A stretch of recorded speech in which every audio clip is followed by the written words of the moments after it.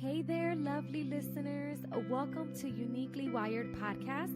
I'm your host, Nani. On this podcast, we uncover the beauty and nature of autism through heartfelt conversations. Let's jump in.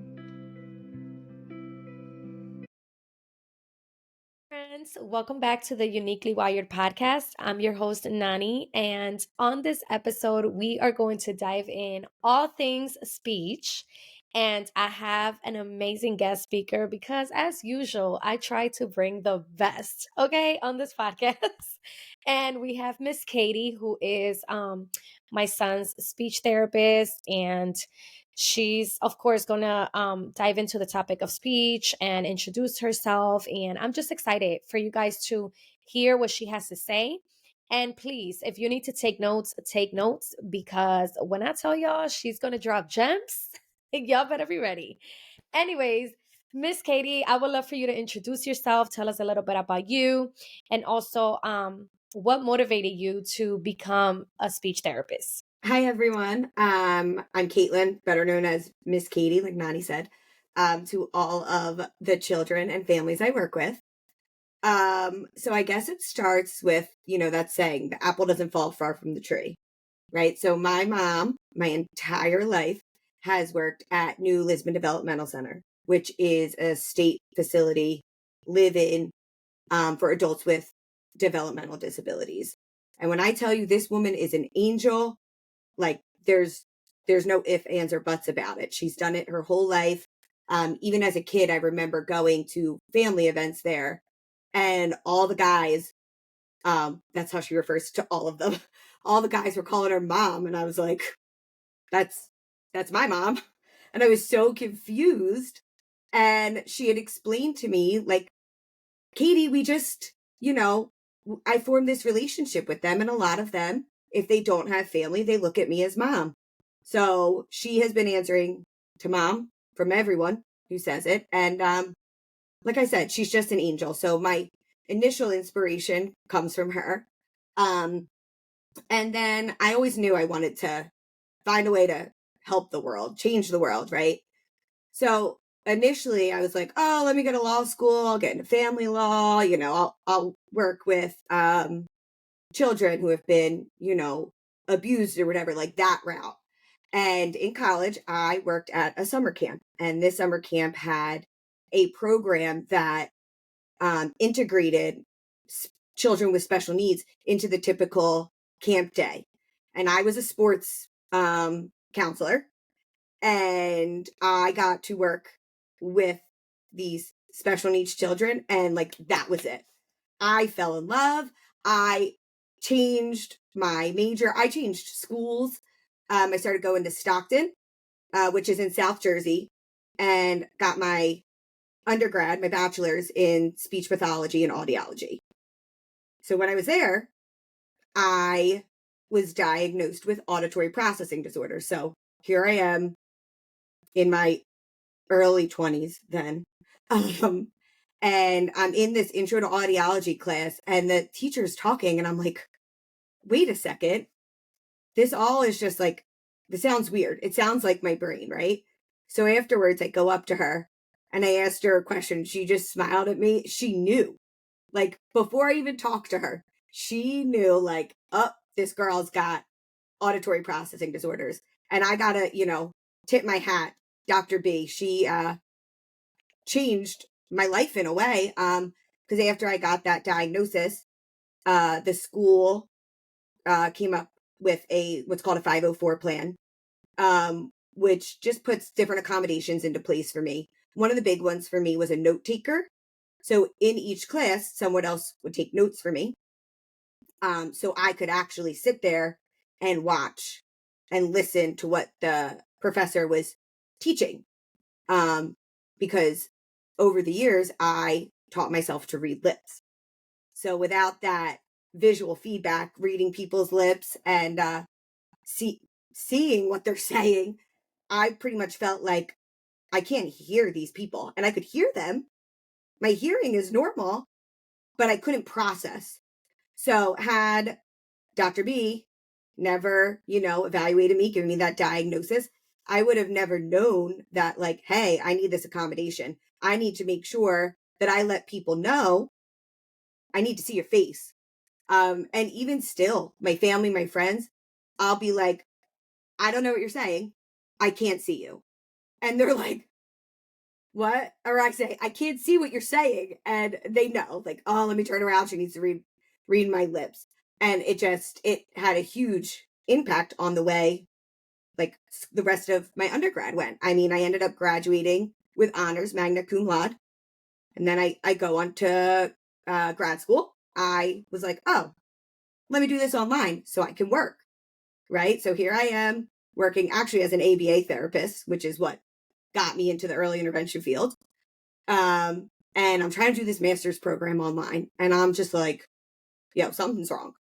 Right. I have my accommodations. Something's wrong. I can't like focus. I can't get anything done. I'd be in a class and, it's on the computer and I'm watching the professor in this little box talk and they're sharing stuff and everybody's commenting and I'm looking and next thing you know, the whole screen is black. And I'm like, I don't like what happened? Like I missed all of that. Like I don't understand. Um so I go to the doctor and I'm telling him like I can't do anything. Like I don't get it. And he's like, we're going to have a mental health professional come in and talk to you. And I'm talking to her and she's looking at me like, whoa, like this girl's all over the place. And at the end, she's like, listen, I have to write it up, but you have ADHD. And I was like, oh, and like the world just is like, it's all making sense, right? I go home, I'm like, Mom, they said I have ADHD. And she goes, I know, sweetie. And I'm like, what do you mean you know? And she was like, well, your brain's always been like that, but like that's just who you are. And it didn't affect you in school. You did great. And they had me in every sport imaginable, like you name it, I did it. So getting my energy out. And I just was able to get by. I would get good grades, like B's, A's. So they just never saw a need to really, as a kid, come up with any accommodations or get a diagnosis. Um, but after both of those diagnoses, now I feel like I get it. Like, and I get my kids, like the kids I work with. It just makes so much more sense. Like my brain does not work normal. It's not normal, right? Um, the kids I work with, in some instance, their brains are not normal. Like it's all normal to me.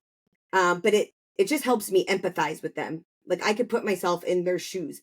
I have a little more understanding of, you know, being overstimulated by sounds, not being able to understand what people are saying because this kid's screaming, the bubble machine's on, and I'm listening to music, and this kid's over here requesting something on his AAC device, like all of that.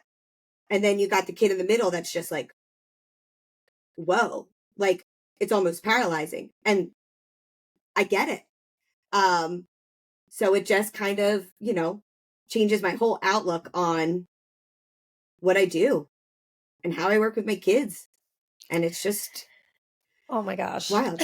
Everything happens for a reason. It all falls into place, you know? It does. And this is why like I'm laughing over here, but obviously because you've shared this, part of the story with me before, but it's just so beautiful how everything fell into place and your passion grew out of all of this, what we call trials, things that, those stepping stones that you had to take along your journey to be like, you know what? This is it.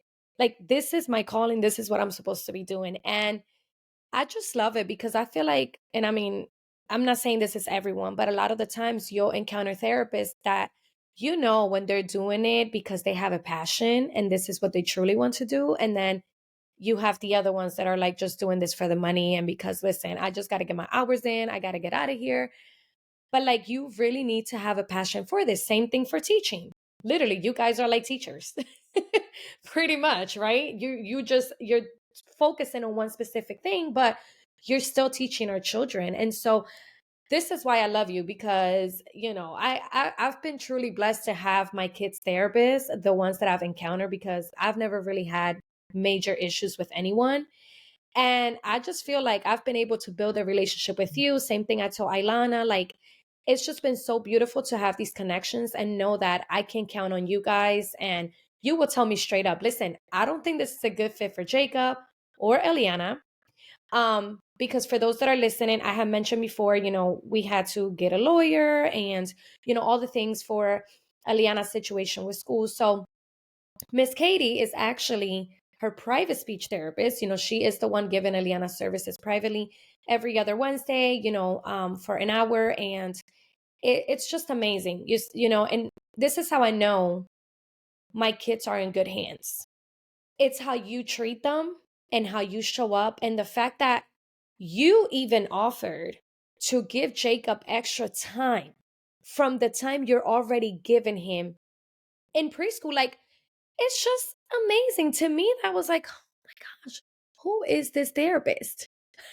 You know what I mean? Like, I was legit like, who is she? Like, right there, that was like my confirmation that you are the speech therapist that my son needs. And now, obviously, my daughter. So it's just amazing. Now, to keep talking about speech therapy, because, me and you could just get sidetracked big time. Um, we know this. Anyways, um, can you tell us, I guess, in your words, because we know that there's a simple, basic definition of what speech therapy is, and some people may have a basic understanding of it, but can you dive a little deeper of what exactly it is as yourself being a speech therapist? I can. Um, so a lot of times when people hear speech therapy or they hear like, oh, you're a speech therapist, so like you fix R's, right?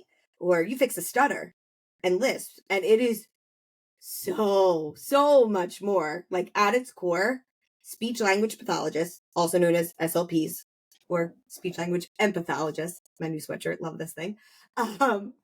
We're experts in communication. And we work with people of all ages, birth, like NICU babies, all the way through adults. At its core, it's the assessment and the treatment of communication and speech disorders.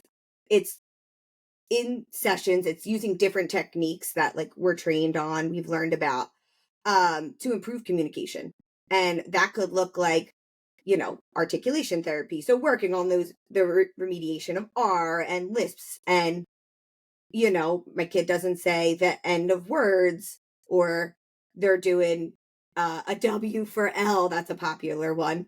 So articulation therapy, working on those speech sounds. And I do see a lot of that, especially in the pediatric population. Language intervention activities, different kinds of language disorders. We work on, it's just so much. It's everything. We might work with people who have had brain injuries, strokes, those kinds of things. We work in so many settings. You can find us in private practices, hospitals, doctors' offices, schools, colleges, universities, rehab centers, like outpatient rehab centers.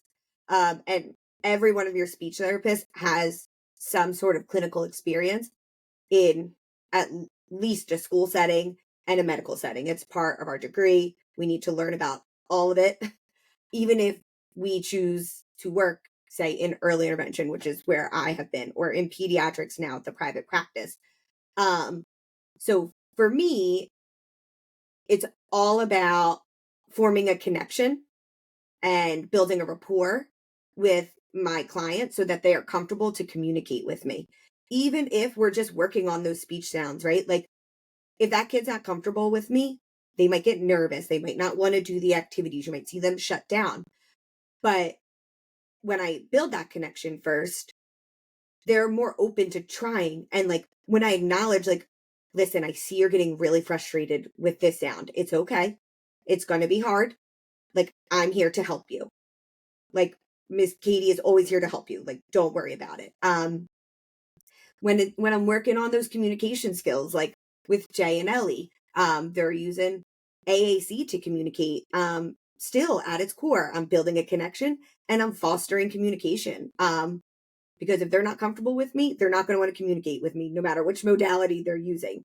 So, as a whole, speech therapy can encompass a lot. It really just depends on what each individual person, child needs. And then after we, do their evaluation and we see where they're at, like if they need to just work on language or they need to work on articulation, they need to work on both, or they need to work on communication. I like to call speech therapy a pie chart. You got language, articulation, and communication when we're working in pediatrics, mostly. I mean, could be feeding, some of that thrown in there too. But for me, in my experience, my core goal is communication. Like you want your child to be able to communicate with you. And once we get that communication piece, then we kind of branch into the other aspects. We'll branch into that speech or articulation and building those language skills. But at its core, you want your kid to be able to tell you what they want, what they need, and communication. So for me, in the setting I'm in, that's kind of what speech therapy looks like. And I mean, this could be a whole episode on its own, just what is speech therapy, because it's a massive field. I couldn't tell you anything about, I mean, maybe a little bit about what a hospital speech therapist is doing, or a skilled nursing facility speech therapist. Like they've got their own specialties that like I wouldn't even dare touch on because I just don't know enough, you know? And I think that was a really good explanation of what speech therapy is. Um, so thank you for sharing that. Now, I would love for you to tell us, being in the early intervention field as a speech therapist, what are some common speech disorders that you encounter in your specific field? Because I know you touch a little bit of like, you could work with people that have had brain injury or whatever the case may be, but I want you to focus on like where you're at now and what are those speech disorders that you've encountered. Like I know I believe this is a speech disorder. I'm not too sure, you can correct me if I'm wrong, but selective mutism. I know I used to see a lot of kids at the school I used to work at, and I think I mentioned this to you a while back. Um, so yeah, I guess what are some of those common speech disorders? So in early intervention, the big ones right now are, um, I call them late talkers. So kids who have like language delays or speech and language delays.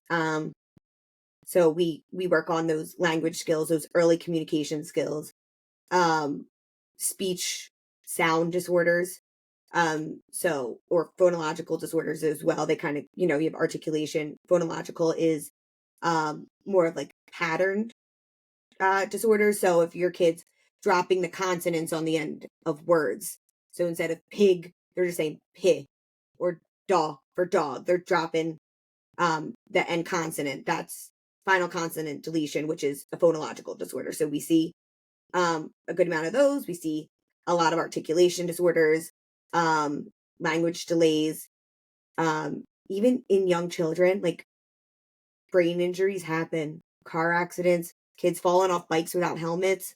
Like it happens. I've been lucky that I've only treated that in one of my clinicals, but not regularly. Selective mutism is one of them, and I've never seen it. But funny story, a few years ago, I had a kid. He was a late talker, just language delayed, and he was doing great, and he was, using all the sentences. And I'm like, I'm ready to like discharge this kid. He's doing great. Like the light switch flipped, awesome. And then his behavior team and his teachers are like, he won't talk. I'm like, what do you mean he won't talk? So I go in, and he wouldn't even talk to me.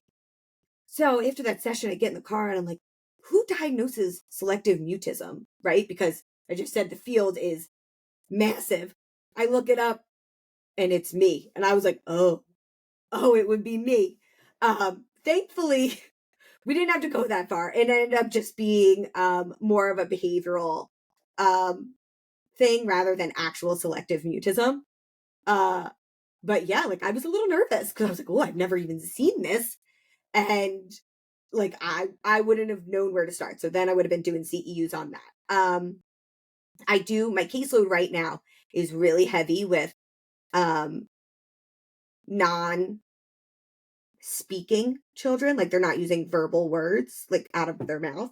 I don't love using the term non-verbal because when we give our kids the right mode of communication, whether, Jay and Ellie are using AAC devices, but we've started with low tech pictures. They're very communicative, like very, very communicative.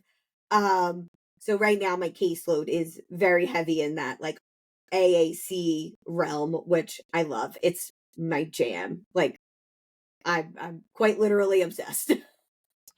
And that's we're going right into that question because I want you to share those form of those different type of forms of communication because like you mentioned there's that pegboard, there's that AAC.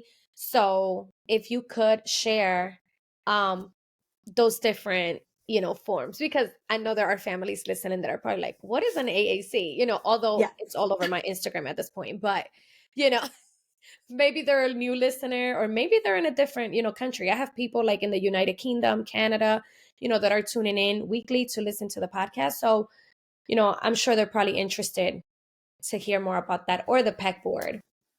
Yeah. So AAC itself encompasses all of that low tech communication, high tech communication, mid tech. I actually have some examples in front of me because it could get confusing. AAC is alternative and augmented communication. So it's anything other than verbal words. Um, so when we talk about PECs, it can kind of get a little confusing because PECs in and of itself is a very strict picture exchange communication system. It's taught in a very specific way. You need two people to teach it. But then we have like picture communication that's not necessarily PECs, like a PEC board, you called it. I tend to just call them picture boards because I don't want to, get it all confused. But essentially, if you were doing like PECs, the exchange, you might have sheets like this, right? Where these pictures come off and the child is taught to exchange it to their communication partner to request an item. And it's typically in a binder. This is a big sheet. I didn't have any more little binders with me. Grabbed this out of my storage one. But sometimes they are big binders. If this is how your child or any individual chooses is the best way to communicate for them, then this is what they use forever. I don't use it a lot just because it can be very overwhelming for parents. And like, if you look at it, the page, like if what you want isn't on there, like how do you ask for it, right? Like I don't just have pictures in my pockets. So it's great. It's a great starting point. We started something similar like this with Jay. The picture board we put on the fridge. We hung one up in his classroom. And when we don't get him his apple juice or his goldfish quick enough, he will go up to the board and be like, "Hey, I asked you for this." But I swear he's like a little genius, so I'm not surprised. But this can be great. They're great visuals. They're great at supporting language. I have another like smaller version. This is a box, so I stored extras inside. This is only 4 choices. It's a reduced visual size. I've done this with like pencil cases, like the zipper ones. This is another like great option for if we're exchanging pictures using something like this. 2 other like low tech, I guess it's one other low tech, 1 or 2 options. So when I say low tech, I mean something that is not technology based. Are core boards. So these are great. So this is based off of Touch Chat, Word Power. This is straight from PRC Sotillo's website. I printed it out. I just put it in one of these sheets. You can laminate it. And essentially we would be working on just touching the picture. And it's low tech because if I don't say anything, there's no sound. But when I do use this with kids, it's a lot of modeling. So I'd be like, stop. You want me to stop? And those kinds of things. These are a great option when our high tech users, their devices die or something happens. It's great to have something like this as a backup. We also have this is another one. I've got a whole bunch in here. This one is made by Itty Bitty Speech. Got it on Teachers Pay Teachers. She's great. So I have a few options in here. So I'm going to open this up. This is a flip book that I made So another low tech option, they've got little tabs. You can flip it. Again, with all of these low tech options, if you don't have the picture printed, you don't have access, or your communicator does not have access to that in their repertoire, right? Because I don't have a printer and I, can't snap my fingers. Typically, I would laminate this. I don't know why I didn't. In here we have this is a core board, so it's like those core words paired with fringe vocabulary. So for here it's wild animals. This would be another option for like a flip book. And then let's see, I got a few in here. And then these are smaller. These are the communication boards that were made by Itty Bitty Speech. And these are more activity specific. So you've got actions and yes, no kind of thing. And again, you similar to the core board I showed you, you would just be touching it, modeling the word. And that's kind of where we're at for low tech. I do have one mid tech option. To be honest, I have not really used it. Talk. So this sheet, I also have not been able to figure out how to make it like fit right, the pictures. So something like this, if you can figure out the pictures go in there and you record your own voice and then you can switch them out, put a different one in. So this is mid tech, right? Like, cause we need our low tech options. You're pairing it with something that does have some speech output, but you record your own voice on it. Because if you don't record it, it's not going to say anything. And then we have our high tech AAC, which is like where my heart lies, and what Jay and Ellie are using. So I have three different iOS based systems. So this is just an iPad and three different apps that I've downloaded. So we have this is TD Snap. So this is put out by Toby Dynavox. We've got another very popular one, Prolo Quote to Go, right? I don't know if there's a glare, if you can see. But you have like a screen of pictures and then and they once you push the buttons, they move around. And then we have Touch Chat, which is what Jay and Ellie are both using. It's put out by PRC Satillo. And essentially with high tech AAC, it's a lot of modeling, and we teach our communicator to touch the buttons. And when you touch the buttons, it talks. So like I don't know if the sound comes through because I'm using my headphones, but you touch the button, the screen changes. We work on building sentences. They're customizable. You can put, your child's favorite foods or drinks, toys. You can hide buttons to reduce the visual field size. I know for Jay and Ellie, we made phrases pages. So you touch the button and it says a whole phrase, which has been great. This is something I'm learning more about, Gestalt Language Processing. I'm doing trainings all of the time because it's not something we really learned about in grad school, but it's my job to know. So like, I'm going to find it out, right? Because I got to do what's best for all my clients. So one of the ones I use a lot with the kiddos is I want let's blow bubbles. Let's blow bubbles.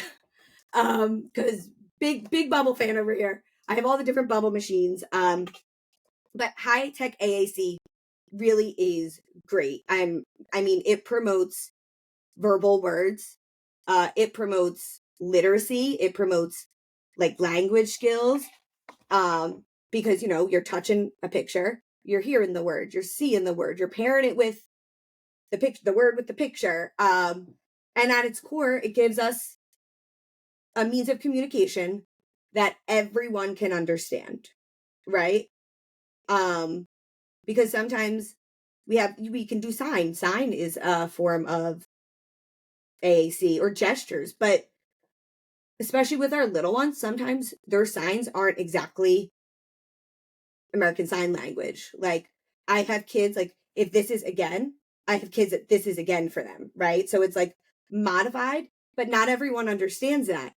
I know that because I speak that child's language. Like I say, I speak J, right? Like even in the classroom, people will be like, what does he want? Like because he's making sounds now and like he's like doing things. And I made the mistake of teaching him that raspberries on your belly is so much fun. So he's going up to people and he's showing them their belly and going, bah. And like, not everyone speaks J. They don't all know what that means, but I do. So I understand.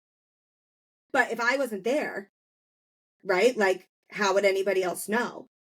And that's why all of these forms of communication, whichever form your communicator chooses is best for them, is so important because you want them to be able to communicate with everyone, their doctor, their teachers, their peers, their therapists, their parents, their grandparents, family, even their bus drivers, which I didn't realize was so important until recently. I had a client of mine, minimally verbal, and we're waiting on insurance to approve his device.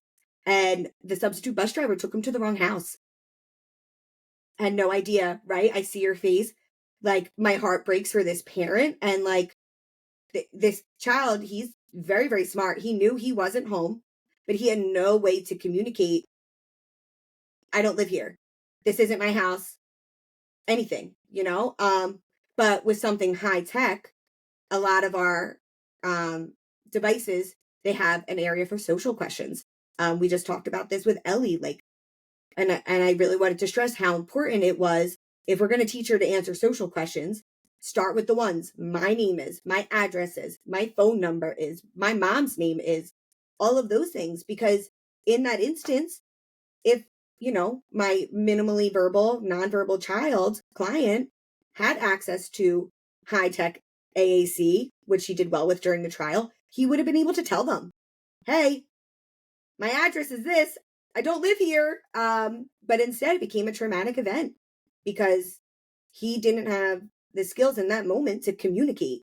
So even if you have a book, right? Like, if that's what your communicator chooses to use, that it gives them an option, a way to express themselves. And any one of these types of communication is equally as strong and valid. I accept all forms of communication. I have kids that are pairing gestures with modified signs and vocalizations and high-tech AC and pictures, all of it. I accept it all. I reinforce all of it because a child is going to use the easiest way for them to communicate in each given moment. Some days it might be a vocalization. It might be a whole word. Some days it might be their AAC device. But whatever way they're communicating, any augmented way, any alternative way, it's just so important to give them that skill. Yeah, that is it's like you said, like even Ilana said it with OT is such a world. And then we have speech that it's such a world. Um, it's a world of itself. So I know you touch on like the phrases and stuff like that, but there is something that I want you to talk about because um it wasn't one of my questions, but you were able, I mean, I want you to say this because you are the speech therapist, but you were able to turn the kids' device bilingual, which I think was phenomenal. And I was like, what? Oh my gosh. My mom was with them last Saturday because we had to go to a friend's, family funeral. And she was like, yeah, he asked for juice. At first, he was a little confused because he heard, this is what I'm saying. Like, just because our kiddos may not be able to speak with their vocal words does not mean they can't hear you. And that's like a fact. And I know you agree because hello, it's the truth. And I say this all the time. Just because my child cannot speak to you with their words does not mean they can't hear you.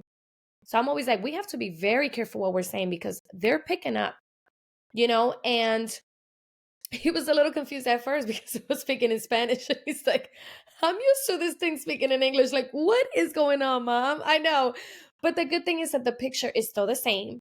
So, like, he understood. So I asked my mom, I was like, did he use it at all? She was like, yeah. He asked for goldfish. He asked me for juice. I was like, I love it. He's so funny. Like, he knows who needs to have it in English and who needs it in Spanish. I swear. Because when I put it on Spanish just to test it out, he was like literally refusing to touch it. But, my mom confirmed that he used it just fine. And so, can you just reassure, the listeners really quick that this is something that is possible, especially not just Spanish language, but any language, right? Yeah, especially with the high tech AAC devices, and even this core board actually, not this exact one. They have another one on there, and they have an English and a Spanish version, and I want to say maybe French, but I'm not positive on that. And you print it right off their website; it's free. So I actually have another kiddo who is bilingual. His mom does not speak or understand English, which is how I started getting into this. Because I actually did not know until recently that I could connect a Spanish vocabulary to the English vocabulary just with the touch of a button. And when I learned it, I was mind blown because I was like, that's great that I speak English. I don't speak Spanish. I took it in college. I mean, I could say like my name, but that's about it, right? But that doesn't mean I don't need to support this child and his family. Like he needs to be able to communicate with his mom, his grandparents, whether they speak English or not. Um, so that was really like a wonderful thing. I mean, I was so excited to show you. I was like, look what I can do. One Mm-hmm. of the Mm-hmm. things though I did notice is all of the modifications that we made, so like his phrases and stuff, they're still in English. So if you are doing something like that, someone who is Spanish speaking or understanding, they would have to go in and change those things. I know I told you, I was like, well, my job here's done. Here you go, because like I can't translate it. I don't understand. But it was just like, I don't know. It was just wild. I was like in shock that it was a thing. Yep. A lot of the high tech vocabs, they have, and I'm not sure exactly which vocabs have which languages. It's something that like I would probably have to look up for a client. But a lot of them have various languages that you can use. Mm, And then they also have various like dialects, right? mm. I know we made a joke when we first switched his device to Spanish. It was using a very English speaking voice and it was saying things and we were cracking up. And I was like, oh, it sounds like if I was saying it, right? Because like I don't roll my R's or like I don't have like that Spanish dialect. But as soon as we changed the voice to one that was like an English Spanish dialect voice, it sounded great. So I also like don't want any of your listeners to be concerned like, oh, I'm only going to have this robotic voice and it's not going to actually sound like the language.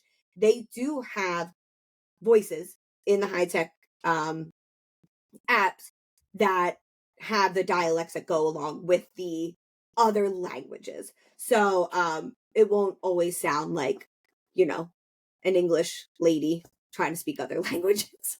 Yeah, that is so good that you brought that up. And also, this also was not one of my questions, but I wanted to know, what are your thoughts on, like, some people may say, oh, they don't want to do the AAC. Let's use that as an example because they feel like their child may never speak because they'll become like dependent on the AAC. And I'm sure you've heard this before, and it's like, I don't know. People are like terrified of trying AAC, and believe it or not, there's a big population that is, and um, that's one of, I would say, it's a myth. It's not really true because I mean I have two that are using it, and two, what's the other thing?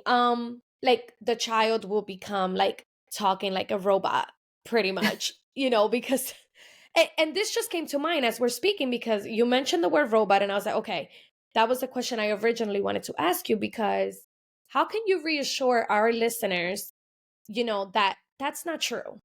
You know what I mean? I think every child will eventually speak in their own way. You know what? If they're meant to speak, they're going to flourish and their words are going to come out. If not, guess what? I was just talking to another autism mom about this yesterday when we went out to eat. Like, they still have a voice. It's either their device or a pegboard or the other boards. Like, that's their voice at this point, at this moment. And we have to embrace that as parents. So what would you say about that? um, so first, that is almost every single parent's very first concern. Anytime I bring it up, well, why would they talk if they can just push the buttons? And when you really dive into that question, not only does all of the research show that if your child or if an individual is meant to use verbal speech words, high tech AAC does not hinder it. Like, absolutely not. All the research shows that it actually supports it. Because they're getting so many more verbal models, right? Because they're every time they push that button, they're hearing a verbal model because it's got speech output. But think about how much more work it is to go on a device, right? Build sentences, you're pushing buttons, you're navigating. Like sometimes it's several button hits. And even to just say like a simple sentence, you might have like 4, 5, 6 button hits. That's so much more work than using your verbal words, right? And it kind of goes back to when I mentioned like anyone's going to use the easiest way to communicate in any given moment. And that's why it's so important to honor all of that communication. Because, I mean, if you're not honoring all of that communication, you're essentially teaching a child like their communication doesn't matter. Right? So I have never once seen a case where a child was meant to talk and meant to use verbal words and they didn't because I gave them an AAC device. I've actually seen the opposite happen. I've had several clients that we went through the whole insurance processes. We got them devices and now they don't use it because verbal speech is easier for them now. But if we had never before we got them devices, they weren't talking at all. Like they were no words, no matter how many times we were modeling it for them, they weren't talking. And is that because they just weren't ready to talk yet? Or maybe we weren't modeling what they were trying to communicate, right? Like think about that independence piece. Like if someone's telling you, say, I want juice, and they don't want juice, they want water. But we don't know that because we're not in their brains.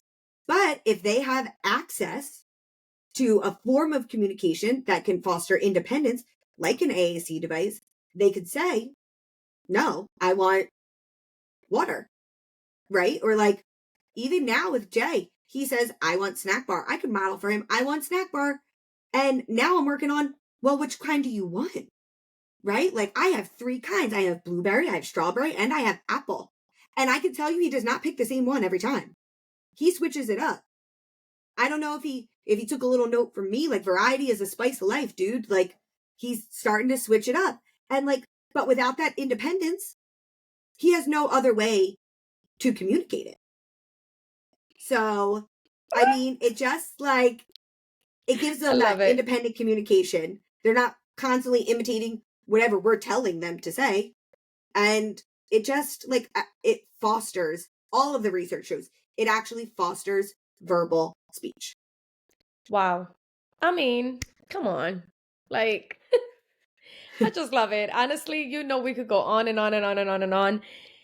Like I think you brought to this episode so many insightful, things. Like I'm just so grateful for this. But you're right. He does not just pick the same one all the time. I have noticed that. And I know now you're working on like, okay, you're requesting juice, then if the cap is on it, I make him now, I need help on his first page, right? So he doesn't have to do all that work. It's already there. I need help. Open apple juice. And he's doing so good with that. And also the snack bar, open the snack bar. Okay, well, you need help. Here you go. This is the snack bar you requested. Now you need help. Now, obviously, and I always say this, consistency is key, you guys. Those that are listening, if this is your situation, and you're like, well, I've tried AAC and, for whatever reason, it didn't work. Well, guess what? Then you didn't try hard enough. That's just straight up, and because at the end of the day, you can't expect things to work from the night to the morning. That's not how life works. You start a new job, it's going to take time for adjustment. So I think it's the same thing with our kids. We want to see them have a successful life with their type of communication that they use, you have to be consistent. And I know with Ellie, you already know my situation with the AAC with her, which a part of me sometimes feels guilt, of course, because it's just the mom in me. But um just seeing how much progress Jacob has made with his AAC, sometimes makes me feel bad for her, because she didn't have that same support that he's having now. However, you're coming into the picture and you're reassuring me. I'm seeing that she is becoming a little more open to using the AAC. And I'm not going to give up. We'll continue trying. If we realize, maybe that's just not her way, we will figure something out. Like, it's not the end of the world. There's, like you just mentioned, so many ways to communicate with a child. So, okay, now to end the episode, I want you to really quick give an advice to the parents that may be hesitant about, speech therapy. What is that one advice you can give them? Well, speech therapy is not going to hinder or hurt your child, your child's development in any way. At its core, it's about building relationships and fostering healthy communication. Um, and I think it's very important to note, like, don't wait. Like, don't wait and see. A lot of pediatricians like to tell you, oh, just wait and see, they'll catch up. No. If you feel in your gut, like, something's not right, like, I think they need a little support. Everyone needs a little support at some point, right? Like, that doesn't make you less than. But if you wait, like, now they're not getting that support they need. Just like you mentioned, like, Ellie wasn't getting the support that she needed with her device. And now she's a little more hesitant to use it. So, I mean, it never hurts to get your kid support. We want all of our kids to be the best that they can be. Um, and if you're not comfortable with, say you started speech therapy, oh, we tried it before, it didn't work, we didn't like the therapist, go find a new one. There's a lot of us out there, and not every therapist is the right one for your child. And I mean, I love all my kids, right? I love all my kids. There have been cases where I was like, listen, I'm not the one. Like, we're not connecting like we should be. Maybe somebody else would be better. And like, there's no harm in that. Like, know better, do better. It's okay to not know. But once you do know, do better, right? Know better, do better. Don't wait and Exactly. see. Mm-hmm. We're not here to hurt you. We're here to help. So a whole bunch of advice, Yeah. whole one. No, but it's so good that you mentioned that, like, if you know that you're not feeling like comfortable with that specific therapist and they're afraid of telling you, because obviously Miss Katie will tell you straight up, like, if look, I honestly am not the therapist for your child, which we wish every therapist would be like that, right? Be honest and open. But sometimes some of them may force themselves because they're like, well, this is my client, this is what I have to stick to. But we have choices, okay? Like, literally, we are living in a world of freedom. Like, we have choices. And so you can choose what's right, not just for you, but for that client. And if anything, it's going to benefit the both of you. So, and I think, just not being selfish, right? Not being selfish. And for the therapist that may be listening, or for the parent, be honest, build that communication. And I know there are families that are more, quiet and shy. I've met families like that. But you have to remember, this is your child's future. And you can't always be quiet. There are times that you are going to get off your comfort zone and it's going to be uncomfortable, but uncomfortable can be a good thing. It's not always a bad thing. And I've learned that in my life, just in this journey as an autism mom. So I just want to thank you, Katie, once again for being here. And I would love for us to maybe have an episode where we are talking a little bit more, maybe about the Gestalt language, when you feel a little more prepared to talk a little bit more about it and dive into it. Because I know you're learning about it, and I know I am as well. But of course, I wouldn't want nobody else but you to talk about this. So I know you'll learn this. So yeah, I just, again, thank you for being here and for taking out of your time to educate my listeners. I know that they will be very grateful for this episode. So yeah, any last words that you want to say? I want to thank you for having me on. And for the record, this was way out of my comfort zone. I know I told you ahead of time. I was like, I'm so nervous. All of my friends and family were like, all you do is talk. Why are you nervous? And I'm like, I don't know. I'm nervous. I'm not like, this is not my comfort zone. Um, and I also am very aware that a lot of what we talked about may have raised more questions for your listeners, which is understandable because, speech therapy is a huge field. Um, and like, I want to just encourage your listeners, don't be afraid to ask those questions, right? Like, I'm sure everyone heard as a child, no question is a stupid question. If you have questions, ask, reach out. I mean, I'm on Nani's Instagram. Send me a message. It might take me a few days to get back to you because your girl's pretty busy, but I will get back to you. And if I don't know the answer, I'll find it, or I'll help you find it. But ask your questions. Because why not? Like, the more you know, right?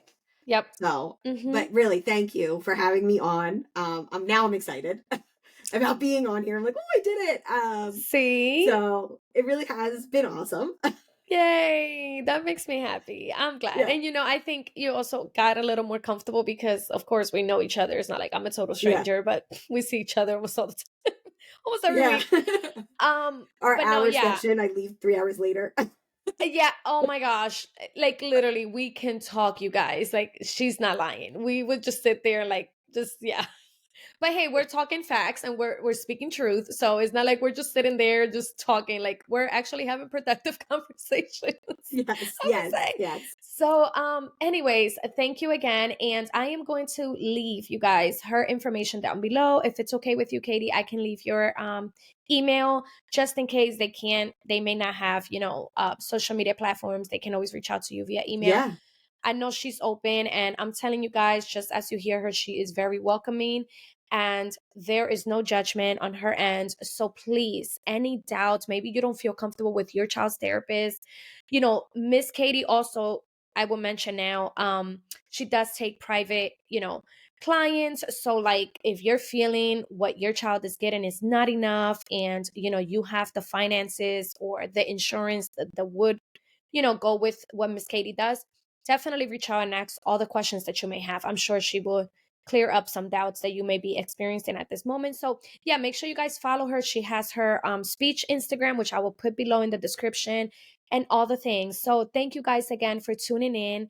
I will see you again on another episode of season 2 in the Uniquely Wired podcast. Thank you. And that's a wrap for today's episode of Uniquely Wired podcast. Thank you so much for tuning in and sharing this space with me. If you enjoyed this episode, don't forget to subscribe, rate, and share. Until next time.